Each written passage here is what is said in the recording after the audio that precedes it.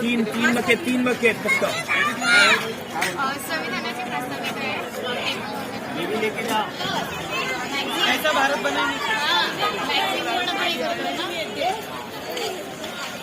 ऐक ना, हे होमलेसचे पुस्तक द्यायचे, शिकलेल्या लोकांना पुस्तक द्यायचंय फ्री मध्ये, वाचकांना द्यायचंय प्रास्ताविका फक्त 30 रुपये। दोनच आहेत। भारतीय संविधान समजून घ्या, सुजाण नागरिक बना, हर घर संविधान साक्षर। भारतीय संविधान हिंदी, इंग्रजी, मराठी तिन्ही भाषांमध्ये उपलब्ध। नमस्कार साथियों, द मुकनायक में आपका स्वागत है। आज सुबह से हम चैत्य भूमि पर जो छोटे मोटे प्रोग्राम हो रहे हैं, बाबा साहब को अभिवादन करने के लिए जो भी गांव खेड़े से लोग आए हैं, उन सब से हम बातें कर रहे हैं। अभी हमारे साथ कुछ युवा है जो संविधान का प्रचार का काम महाराष्ट्र में करते हैं, जिनका हाल ही में अभी भारत सरकार की ओर से पुरस्कार दिया गया है संविधान प्रचारक के नाम से। तो आज हम उनसे बातचीत करेंगे। तो पहले आपका नाम बताइए। जिंदाबाद। मेरा नाम सुनील दुर्गावती चंद्रप्रकाश जयस्वाल है आणि मैं मुंबई में ही रहने के लिए हूँ। आप क्या काम करते हैं संविधान को लेकर महाराष्ट्र में? काम, अगर मैं काम की बात करूँ तो संविधान को लेकर हम जन जागृति करते हैं, और हमारा काम है सिर्फ जन जागृति नहीं करना, जन जागृति के साथ में लोगों के अंदर उनके सामाजिक जीवन में एक बदलाव आए और वो क्रांति की दिशा में आगे बढ़े, क्रांति की दिशा में आगे बढ़े इन द सेंस वो अपने हक के लिए खड़े हो। आज सुबह से चैत्य भूमि में हम देख रहे हैं कि लोग आ रहे हैं, सब कुछ ना कुछ बातें कर रहे हैं, कुछ प्रोग्राम्स हो रहे हैं। तो आपका भी कुछ था क्या आज यहाँ पे? आज हमारा एजेंडा था कि हम पहले से ही मतलब हर विषय और हर जिस चीज़ों में संविधान देखते हैं और संविधान पढ़ने की कोशिश करते रहते हैं, और हम चाहते हैं कि लोगों के तक भी ये संविधान की बातें हैं, संविधान के मूल्य हैं, ये पहुँचे।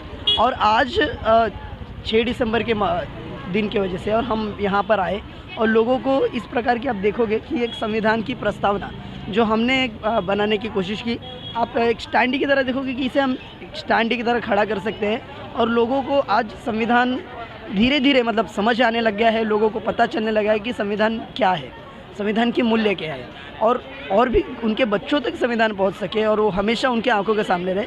इस वजह से एक ऐसा मॉडल हमने तैयार किया और हम लोगों तक ये दे रहे हैं, और उसका एक संगठन को चलाने के लिए एक सहयोग निधि भी ले रहे हैं जो मात्र 30 रुपये है।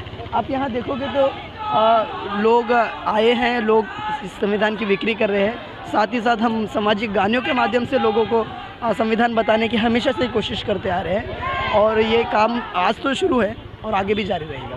अभी हम देखेंगे तो गांव खेड़े में जो बहुजन समाज के लोग हैं, जिनको संविधान के बारे में, संविधान बाबा साहब ने लिखा ये उनको सिर्फ पता है, लेकिन संविधान के अंदर हमारे लिए क्या अधिकार दिए हैं, क्या हक दिए हैं, ये उनको पूरी तरह से हम देखें तो उनको पता नहीं है।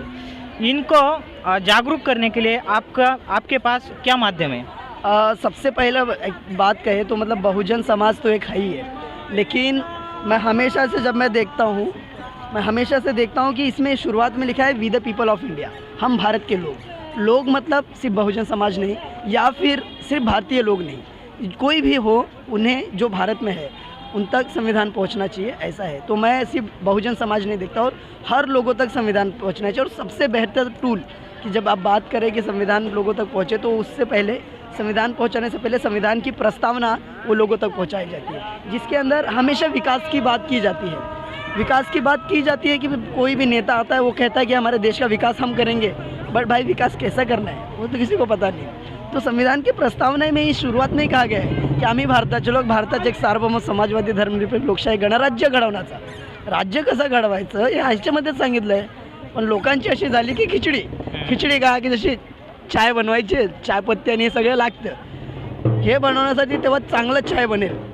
पण लोकांनी काय केलं माहिती आहे काय, देश बनवण्यासाठी धर्मनिरपेक्ष आणि हे सगळे गोष्टी घेतलेच नाही। यांनी घेतलं मेट्रो, यांनी घेतले कायदे, यांनी घेतले वेगवेगळ्या गोष्टी आणि बनवली देशाची खिचडी।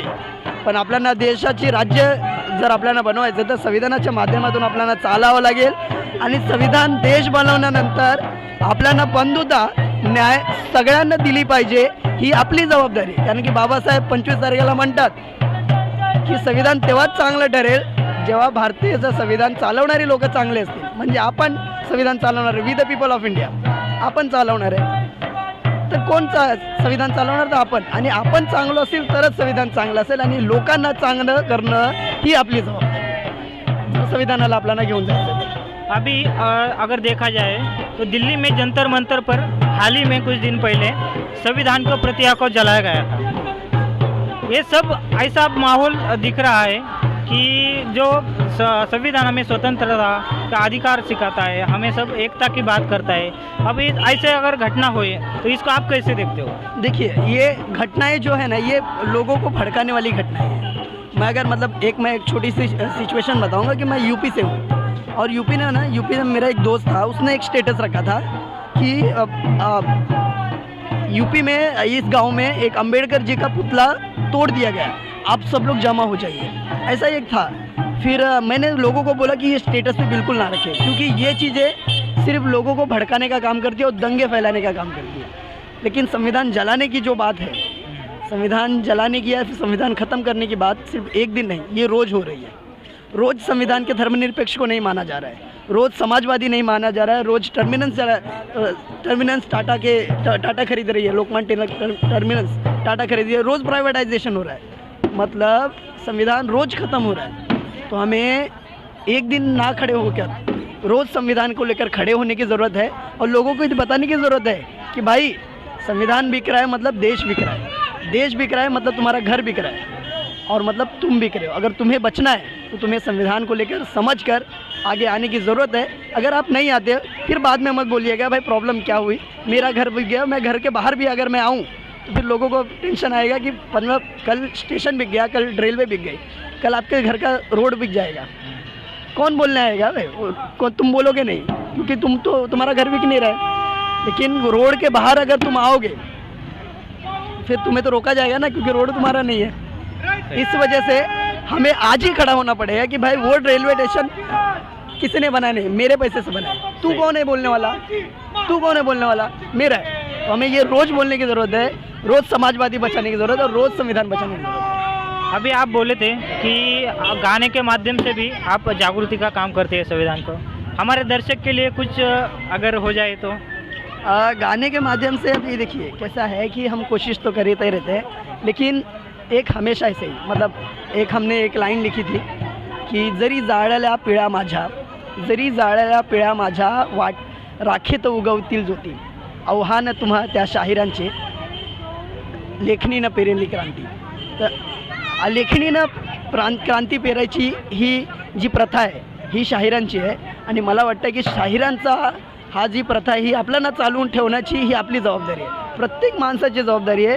तेव्हा लोकशाहीच्या जीवनामध्ये, संविधानाच्या जीवनामध्ये अभिव्यक्ती स्वातंत्र्य जिवंत राहील, आणि तेव्हा अभिव्यक्ती स्वातंत्र्य जिवंत राहील तेव्हा इंटरनेट जिवंत राहील।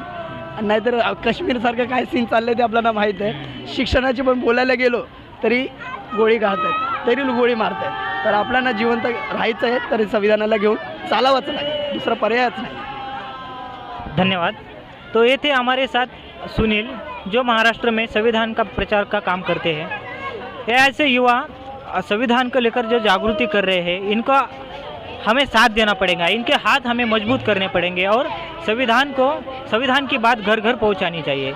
इस साथ में कैमरामैन अजय कस्बे के साथ अशोक बनकर, देखते रहिए द मूक नायक।